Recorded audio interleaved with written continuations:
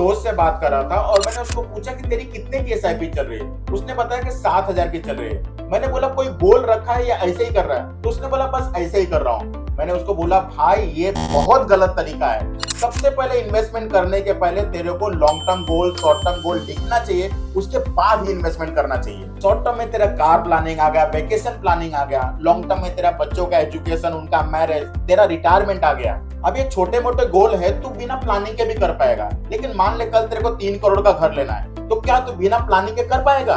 बिल्कुल नहीं कर पाएगा। अब तुझे प्लानिंग करने के लिए कौन चाहिए? एक एडवाइजर। अब तुझे एक ही काम करना है, you have to believe mutual fund, you have to believe Rajesh Srivastava. एक दिन मैं अपने दोस्त से बात कर रहा था और मैंने उसको पूछा कि तेरी कितने की एसआईपी चल रही है। उसने बताया कि 7,000 की चल रही है। मैंने बोला कोई गोल रखा है या ऐसे ही कर रहा है? तो उसने बोला बस ऐसे ही कर रहा हूँ। मैंने उसको बोला भाई ये बहुत गलत तरीका है। सबसे पहले इन्वेस्टमेंट करने के पहले तेरे को long term goal, short term goal दिखना चाहिए, उसके बाद ही इन्वेस्टमेंट करना चाहिए। शॉर्ट टर्म में तेरा कार प्लानिंग आ गया, वेकेशन प्लानिंग आ गया, लॉन्ग टर्म में तेरा बच्चों का एजुकेशन, उनका मैरिज, तेरा रिटायरमेंट आ गया। अब ये छोटे मोटे गोल है तू बिना प्लानिंग के भी कर पाएगा, लेकिन मान ले कल तेरे को 3 करोड़ का घर लेना है, तो क्या तू बिना प्लानिंग के कर पाएगा? बिल्कुल नहीं कर पाएगा। अब तुझे प्लानिंग करने के लिए कौन चाहिए? एक एडवाइजर।